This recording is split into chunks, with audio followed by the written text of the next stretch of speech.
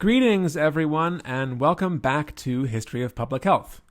In our last class, we focused on experiences of infectious disease in antiquity, drawing particular attention to the Greco-Roman world.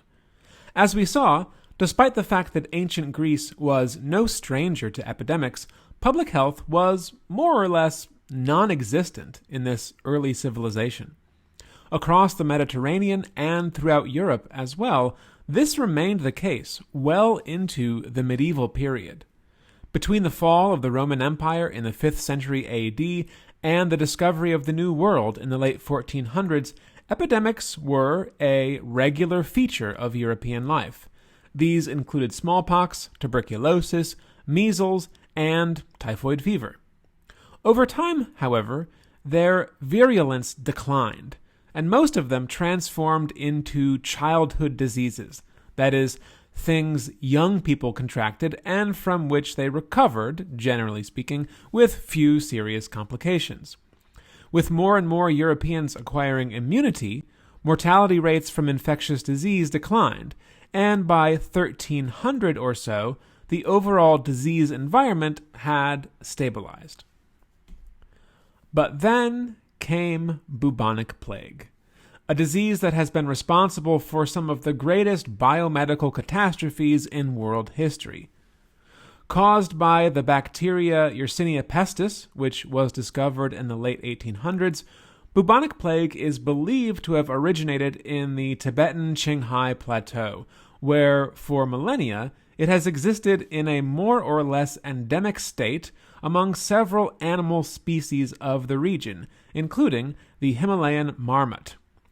About 3,300 years ago, Yersinia pestis evolved from its ancestor, Yersinia pseudotuberculosis, and at this point, the stage was set for bubonic plague to become a major human killer.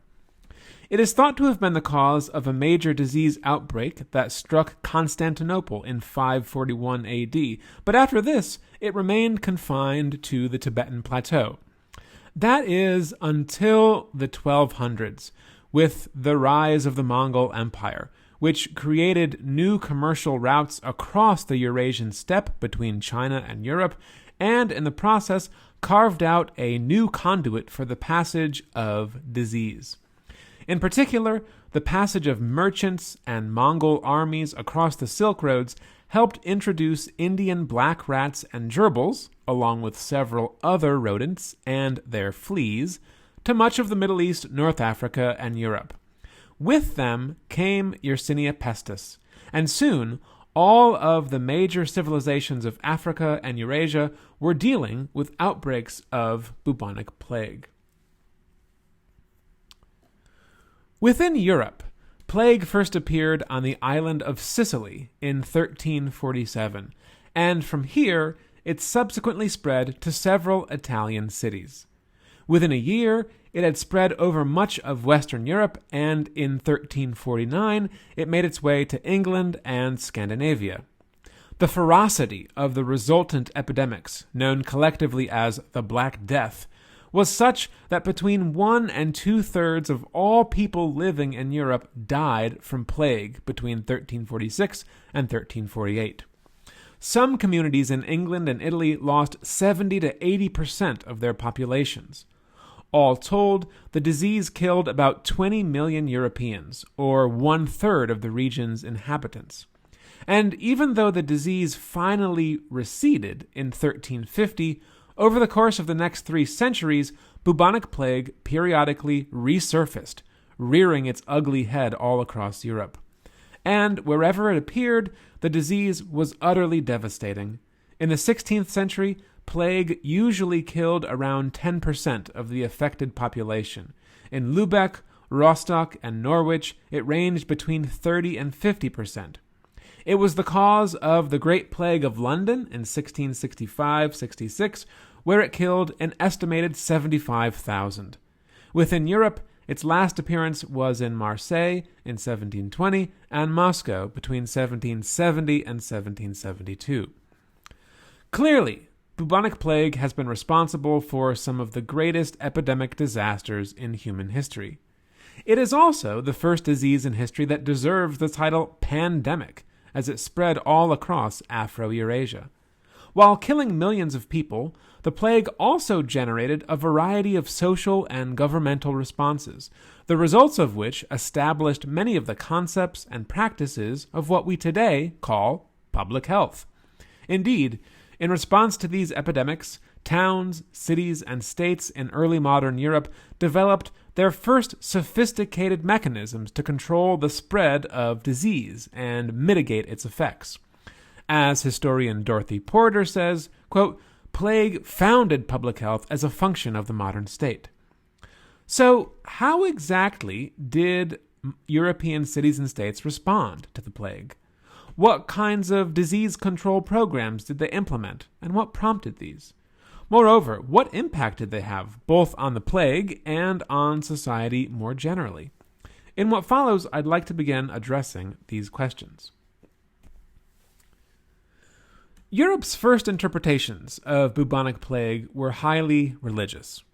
During the Black Death, most believed that the disease was a form of divine punishment, and in their efforts to root out the spiritual wickedness said to have provoked God's disfavor, Christians persecuted Jews, Muslims, lepers, prostitutes, and several other minority groups.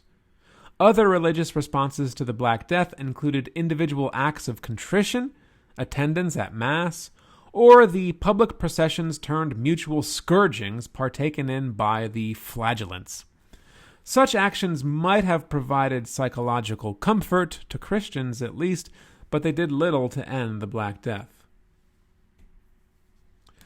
Well into the 17th and 18th centuries, piety, penance, and religious persecution remained common responses to the plague. But with the passage of time, they ceded ground to more secular attempts to fight the disease.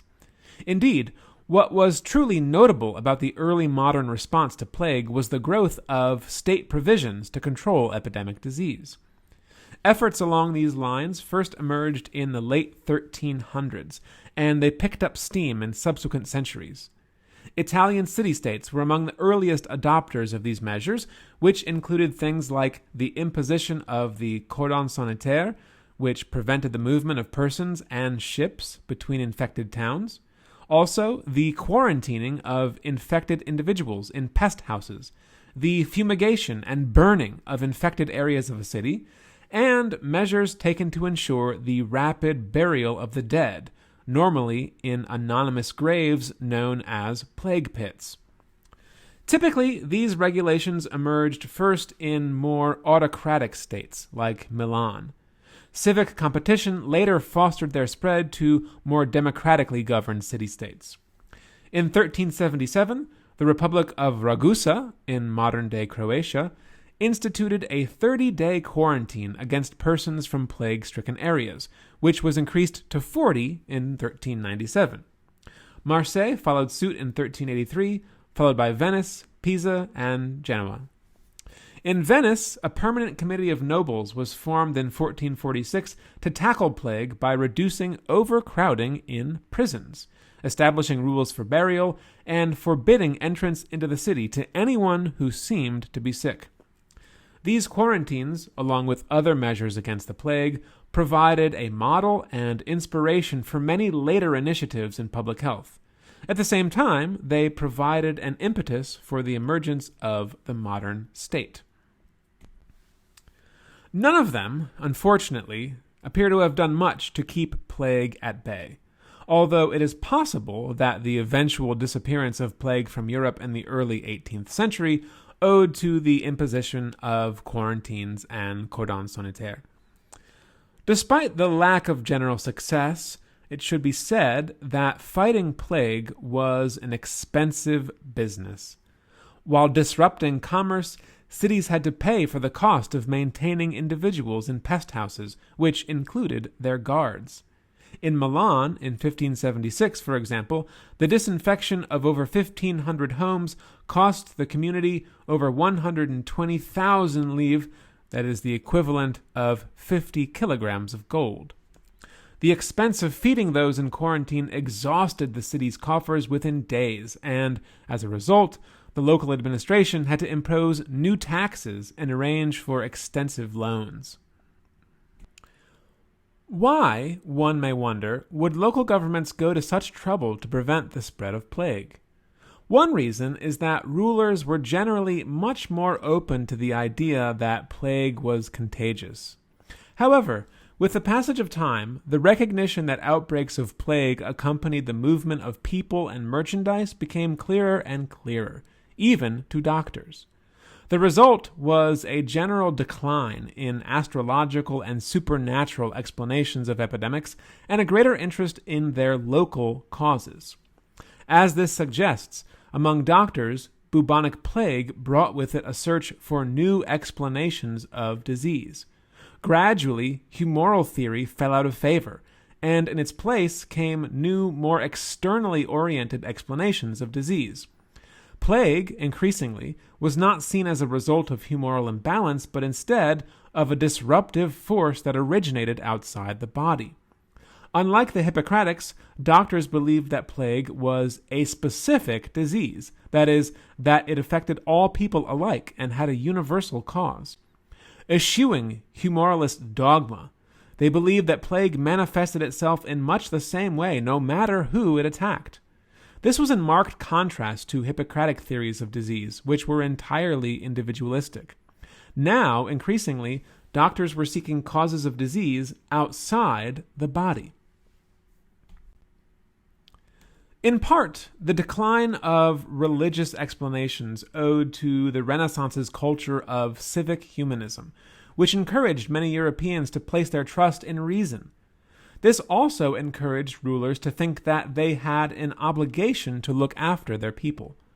The idea that people were an important resource of the state began to emerge, and it owed partially to the Black Death. Indeed, with a third of its population gone, Europe now experienced a severe shortage of labor. With the decline in population, the institution of serfdom virtually vanished, and higher wages for those workers left alive led to a new class of prosperous peasants, referred to as yeomans.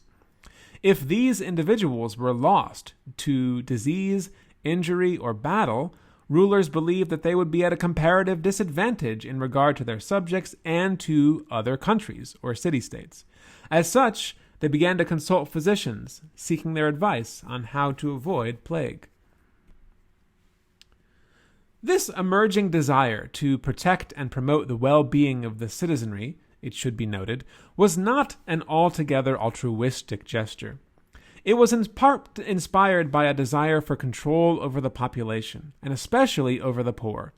For example, as plague regulations spread to England in the 15th century, one new sanitary policy prevented the inhabitants of a rural village from depositing dung or carrying out noxious trades. Other measures called for the closure of alehouses and places where people gathered for sport and entertainment. In 1578, London's Privy Council passed a plague order that provided for the certification of deaths, the appointment of searchers to discover the whereabouts of plague victims, the regulation of burials, and the segregation of the sick in their houses. The order was passed only 6 years after the English Poor Law of 1572, which was also aimed at keeping the poor within their parishes and placing restrictions on their movement. Following up on this, in 1604, England passed a National Plague Act, which allowed penal sanctions to be used to contain infected persons and permitted watchmen to use violence to enforce segregation. Anyone found wandering with a plague sore could be hanged. These measures were potentially very oppressive, and they weighed most heavily on the poor. As we can see, European responses to the plague resulted in the growth of local administrative machines and the expansion of state power. This brings up an important question. How did Europeans respond to the growth of governmental systems? How did they interpret the new public health regulations? What kinds of conflicts did these give rise to? And how did all of this factor into the birth of modern-day public health? For answers to these questions, let's turn to this week's readings and share our thoughts on them in our discussion board. I look forward to seeing you all there. Until then, be safe and be well, everybody. Bye-bye for now.